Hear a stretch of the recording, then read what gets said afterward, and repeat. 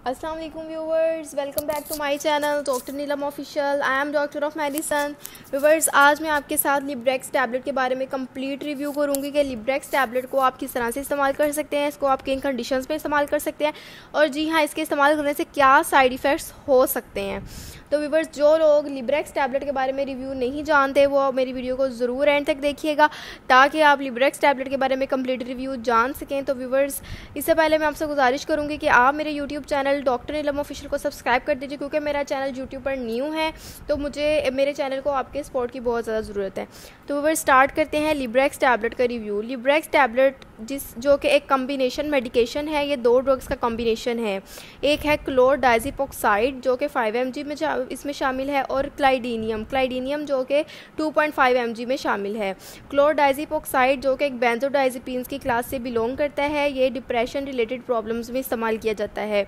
और क्लाइडीनियम जो है ये एंटीस्पाज्मोडिक है, इसको हमारे एब्डोमिनल इन्फेक्शंस में इस्तेमाल किया जाता है, इंटेस्टाइनल इन्फेक्शंस में। तो व्यूअर्स, अब इसके ओवरऑल बेनिफिट्स और यूजेस की बात करते हैं कि हम लिब्रेक्स टैबलेट को किन कंडीशंस में इस्तेमाल कर सकते हैं। तो व्यूअर्स, लिब्रेक्स टैबलेट को स्टमक अल्सर्स में, पेप्टिक अल्सर्स में इस्तेमाल किया जाता है, क्योंकि ये स्टमक से बनने वाले एसिड या तेज़ाब को की प्रोडक्शन को कम करता है, तेज़ाब की प्रोडक्शन को की रिलीज़ को कम करवाता है। इस तरह से ये स्टमक अल्सर्स और पेप्टिक अल्सर्स वगैरह में इस्तेमाल किया जाता है। उसके अलावा इरेटेबल बाउल सिंड्रोम्स यानी इंटेस्टाइनल इन्फेक्शंस, हमारी इंटेस्टाइन, छोटी आंत, बड़ी आंत में कोई इन्फेक्शन हो गया है जिसकी वजह से बदहज़मी हो जाती है, तेज़ाबियत हो जाती है, उसमें इसको इस्तेमाल किया जाता है। इसको इंटेस्टाइनल इन्फेक्शंस में, छोटी आंत, बड़ी आंत के इन्फेक्शंस में इस्तेमाल किया जाता है इसको।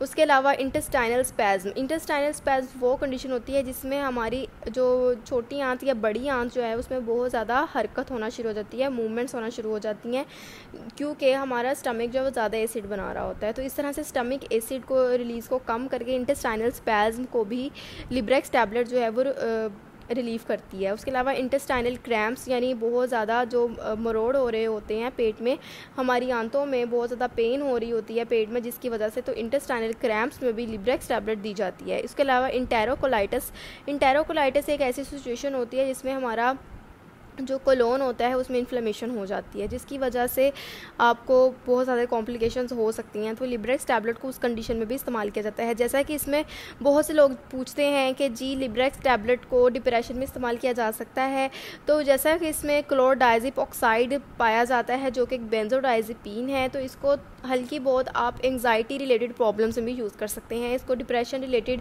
बाउल प्रॉब्लम्स, जिन लोगों को डिप्रेशन रहता है ना, उनमें कई बार ये होता है कि उनके पेट में दर्द रहती है, उनकी इंटेस्टाइनल इन्फेक्शन रहता है, उनको डायरिया रहता है, तो उस कंडीशन में इसको इस्तेमाल कर सकते हैं। साथ आपको एंग्जाइटी भी है, साथ आपको इंटेस्टाइनल इन्फेक्शन भी हो गया है या आपको डायरिया हो गया है, तब भी आप इसको इस्तेमाल कर सकते हैं। तो व्यूअर्स, ये थी तमाम इसके बेनिफिट्स। अगर हम इसके साइड इफ़ेक्ट्स की बात करें तो इसमें नोज़िया यानी मतली वगैरह होना, वॉमिटिंग, उल्टी होना, हेडेक, सर दर्द होना, डिजीनेस यानी सर चकराना, सोर थ्रोट यानी गले की ख़राबी, इसके कुछ कॉमन साइड इफ़ेक्ट्स। अगर हम बात करें कि आपने इसको किस तरह से इस्तेमाल करना है, तो व्यूअर्स आपने इन तमाम कंडीशन के अकॉर्डिंग ही इसको इस्तेमाल करना है, लेकिन इसका जो यूजुअल डोज़ है वो आप ये कर सकते हैं कि आप इसकी एक टैबलेट दिन में 2 से 3 मरतबा इस्तेमाल कर सकते हैं। ये इसका यूजुअल डोज़ है किसी भी इन्फेक्शन के लिए। तो व्यूअर्स, ये थी तमाम इन्फॉर्मेशन लिब्रेक्स टैबलेट के बारे में। अगर आपको इन्फॉर्मेशन पसंद है, इसको लाइक, शेयर और कमेंट ज़रूर कीजिएगा, और जी हाँ, मेरे चैनल को ज़रूर सब्सक्राइब कर दीजिएगा। थैंक यू, अल्लाह हाफिज़।